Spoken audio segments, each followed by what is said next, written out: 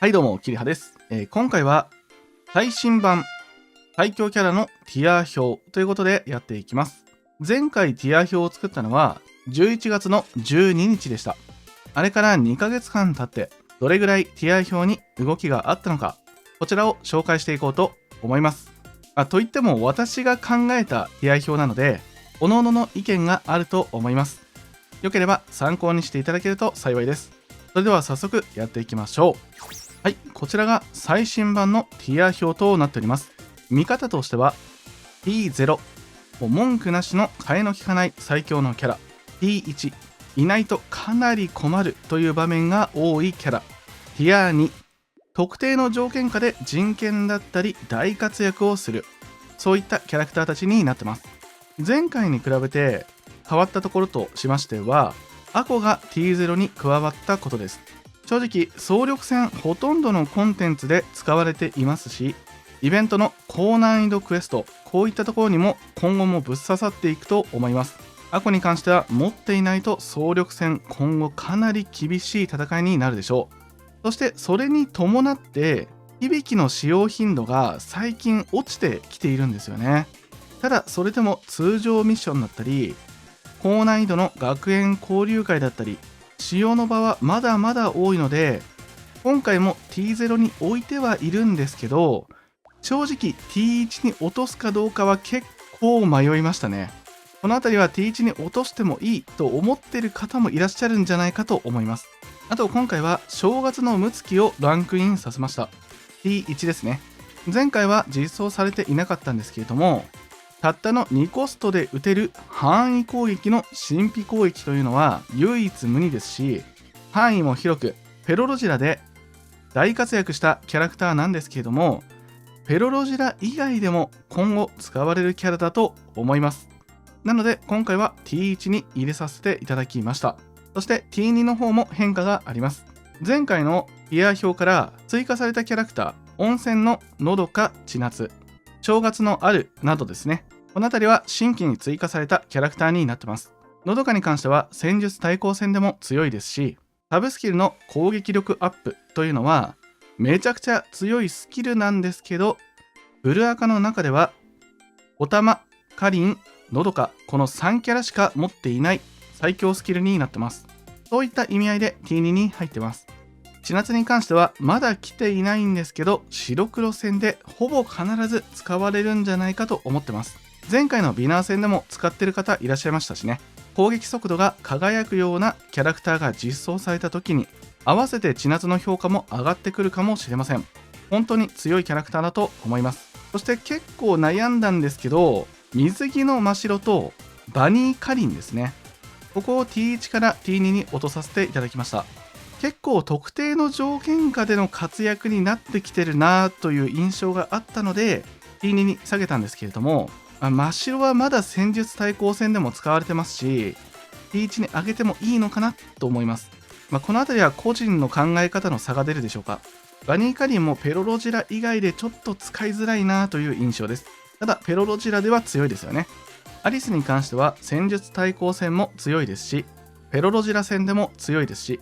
最近活躍の場が増えてきてるなという印象です。新しく実装されたあるの正月バージョンなんですけれども、こちらは通常任務でも使いやすいですし、コンテンツによっては全然ぶっ刺さるキャラだと思いますので、今回は T2 に入れさせていただいております。まだちょっと未知数なところが多いキャラクターではあるんですけどね。ただケセド戦の複数部隊でのクリアなんかをするときにはほぼ必ず使われていますし、全然強いキャラだと思います。星1でははるかを追加してます。戦術対抗戦でがっつり育ってると HP が10万を超えるということで、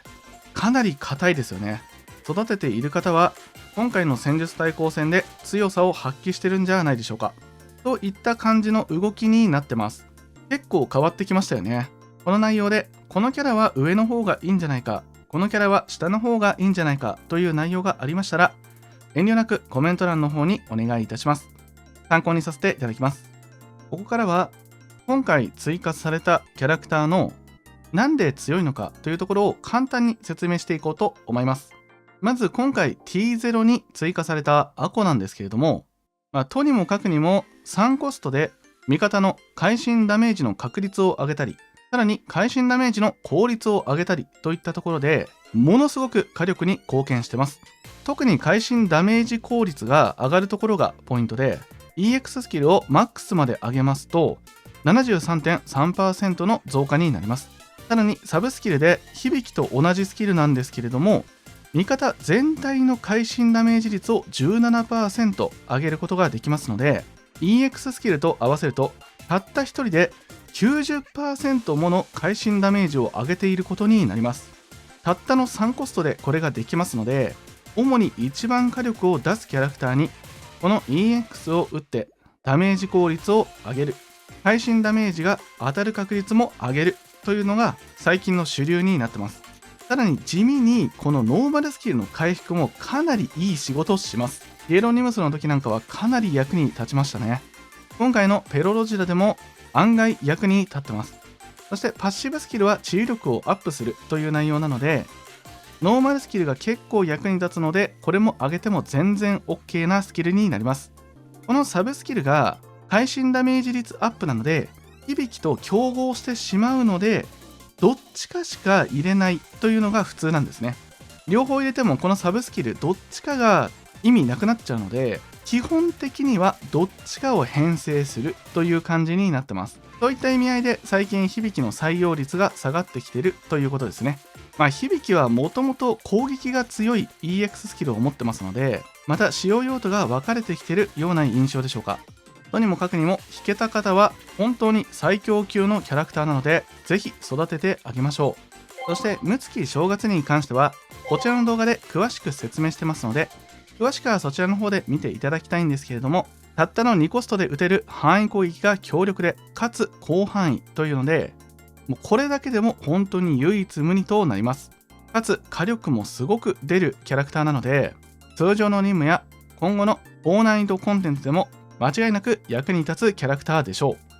そしてあるに関してもこちらの動画で詳しくやってます。簡単に説明をすると、 EX スキルがなんと実質 1.8 コストで打てるということで、しかも倍率も強力で11体までの敵を巻き込むことができるということで、本当にローコストで使えて、癖は強いんですけど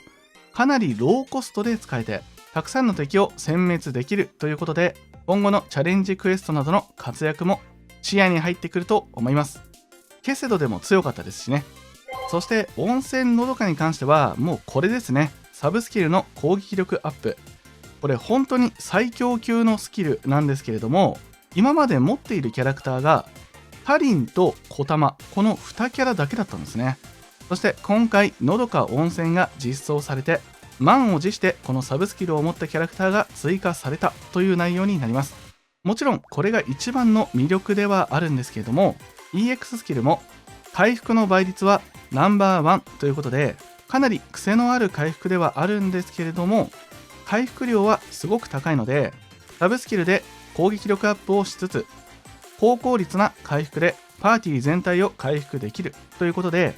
今後のコンテンツ次第で本当に強いキャラクターだと思います。そして最後に千夏ですが、サブスキルも EX スキルも攻撃速度アップという内容ですね。これは間違いなく攻撃速度が上がるとノーマルスキルをたくさん出せるようになる、イズナとの組み合わせが最強のキャラクターになります。総力戦白黒で間違いなく使われることでしょう。今から開催がすっごく楽しみですね。そして自身もかなり硬いキャラクターなので、タンクとしての役割も担うことができます。そういった意味合いでもいろんな使い方ができそうなキャラクターですね。そしてちょっと未知数なので今回 TI には入れてなかったんですけど、正直 T2 には確実に入るんじゃないかと思っているともえですね。こちらのキャラクターは EX スキルで自分を中心とした円形範囲内の味方に対して射程距離を短くしてしまうんですけれども、会心ダメージ率だったり会心値だったり移動速度を増加させるというキャラクターになってます。このキャラクター、そのうち総力戦で活躍することがあると思います。具体的に言うと、工場のムツキが活躍する総力戦で巴が入ってくるんじゃないかと思います。巴のスキルで射程距離を短くしてムツキを前に出すことでノーマルスキルの地雷を全部当てるというテクニックが使えると思いますので、さらに火力も上がりますし、非常に使えるキャラクターなんじゃないかと今から期待しています。実際に使える場面が出てきてから評価をしようと思ってます。ということで、いかがだったでしょうか。最新版の最強キャラティア表になります。皆さんの中の評価とね、相違するところがあると思いますが、始めたばかりの方だったり、あまり詳しく考えたことないという方は参考にしていただければと思います。そろそろ1周年で新規さんも増えてくると思いますので、そういった方々の役に立てれば幸いです。2月4日でブルーアーカイブは1周年。皆さん一緒にお祝いしましょう。1月21日のブルアカライブ公式生放送に関しては、同時視聴枠を設けようと思ってますので、よければ一緒に見て盛り上がってくださると嬉しいです。それではご視聴ありがとうございました。